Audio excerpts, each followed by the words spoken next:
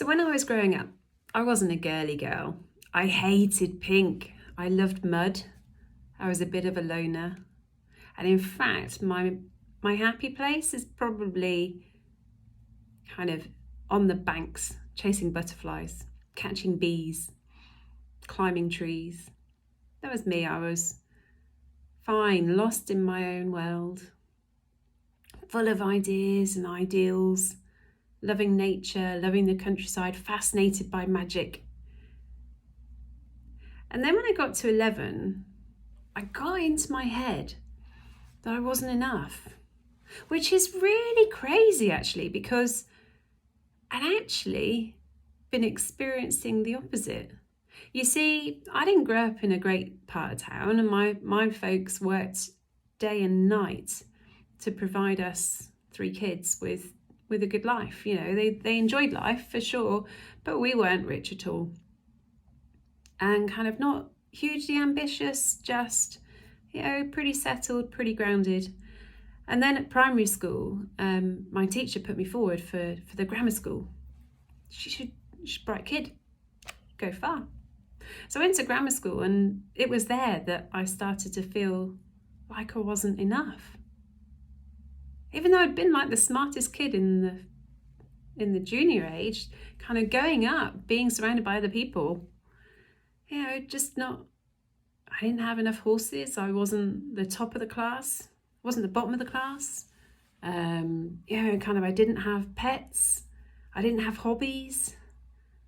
I was just me. And I don't know why I felt like I wasn't enough, but I knew that I wasn't. Even as I grew, I did a law degree. I did a law degree at one of the best universities in the country. It was amazing. First time I'd met people from all different walks of life. And, you know, kind of had the opportunity to then go on to do the postgraduate studies, to qualify formally as a solicitor, you know, to make a difference in the world. But I just didn't feel like I was enough. I didn't feel like I had enough money to afford the course. I didn't think that I'd be picked. I didn't think I'd be sponsored. And so I took myself out of the running. And for the next few years, kind of that really was my story. I'd go for safety. I'd go for admin jobs. Yeah, I had a law degree, had a 2-1, you know, earning £8,000 a year, shuffling paper. But I kept at it, kept growing. Kind of just took shit from people, was quite shy. Again, it was just this, know your place. You're not one of them. You're not one of those. Don't really have power, don't really have riches. Not enough. Don't get me wrong, I grew, I, you know, had an impact. You know, I shared my knowledge of data and people, and kind of, you know, did well, earned a good wedge. But really, you know, just was drifting along. And the moment that all changed was really a sports story. See, I'd moved across country again and moved back to Cornwall with my partner at the time, and we joined a rowing club over the summer to fit in, and that winter we joined a gym again to train together with the team, and the instructor at the gym said, "You're really good. You should compete." And again, you know, throughout my life, there've been people going, "Oh, you're really good, you're really good, you're really good." And it's like, yeah, I'm okay, but I'm not one of those. So it's like, yeah, okay, all right, let's see. So I took part in my first regional competition. It was the south of England in Portsmouth. And kind of, you know, the timings, I checked out the timings, I'd do okay, that was fine. Still nervous, definitely nervous. Took part in the race and I won. I was like, oh yes, okay, let's do another one. North of England, and I won that. Wales, and I won that. And I kept winning, which was just remarkable. And then I had the chance to go for the World Indoor Championships. I was like, oh, I'm not good enough. I mean, look at those guys, they're good enough, I'm not good enough. I can't afford the flight. I can't go. You know, Steve Redgrave is the team captain. I can't. No, I'm not good enough. It was then that I realised that the only person on the entire planet who was saying that I was not good enough was me. I was getting in my way. I don't know why. The numbers were there. And once I decided that actually I was good enough to be part of Team GB. And who was I to say, I don't want to go to Boston? Who was I to say? And once I leant into it and said yes, I had a coach who helped me prepare.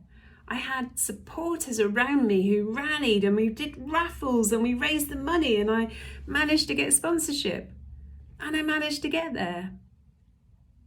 I had people who believed in me all around, and I decided I had to do it. I was top 16, number 16 in the whole world. That's good enough, right? And it was that moment that I realised, actually, I'm the one who's saying it to me. I'm the one who isn't believing that anything is possible, because it bloody well is. I've shown it time and time again. How dare I stop this? How dare I get in my own way? Yes, I should be my best friend. And it switched. I switched my attitude up completely. I decided at work to be more me. Yeah, actually, I'd been the one who was really quiet on the sidelines, not really challenging, not really saying anything. But it changed. I had to realise that I could talk. I had a voice. It was important for me to have a say. And those challenges helped other people. They helped them to grow. They helped their businesses and their teams to grow. They had an impact on the community.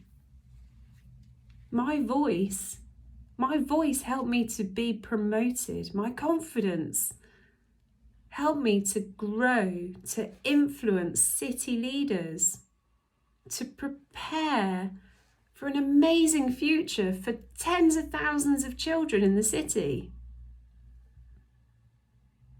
I even had the chance to knock down my old primary school and build a phenomenal school in its place. Yeah, there'll never be that much spent on another school in Plymouth. But you know what? I led that project. I led the £8 million project that changed the aspirations and hopes and dreams of all the children in my community, because they are enough. They need to be shown that they're enough. And if I hadn't reached that, if I hadn't understood that actually I was the one who was saying I wasn't enough, and that I therefore had the power to change that, I wouldn't have been able to lead that project, and I wouldn't have been able to help all those children growing up in my neighbourhood.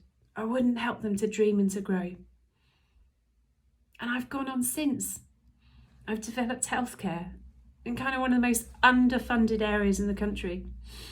And we showed time and time again what we could do. And do you know what? We changed national policy. We actually influenced how money went down to the community, because we were able to show what passion and dedication and loyalty and investment and telling people that they're enough could do. It's absolutely phenomenal. And last year I made the step to go even further. I want to help as many people, as many leaders and as many businesses really feel that they're enough, because once you tap into that, once you step into that person, once you stop believing the bullshit that you're telling yourself, you can change the world. Can do it. I've done it. I've seen it. I'm going to keep going at it. I'm going to make sure you know how to do it. Because you're the only one who's saying that you're not good enough when you fucking well are.